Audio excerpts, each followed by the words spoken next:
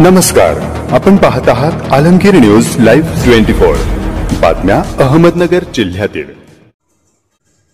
चला मतदान करूया, देशाची प्रगती घडवूया।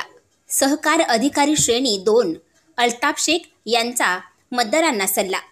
अहमदनगर लोकसभा दक्षिण या मतदारसंघात सहकार अधिकारी श्रेणी 2 अल्ताफ शेख व त्यांच्यासह परिवारांचे आलमगीरनगर नागरदेवळे हे गाव देखील येते।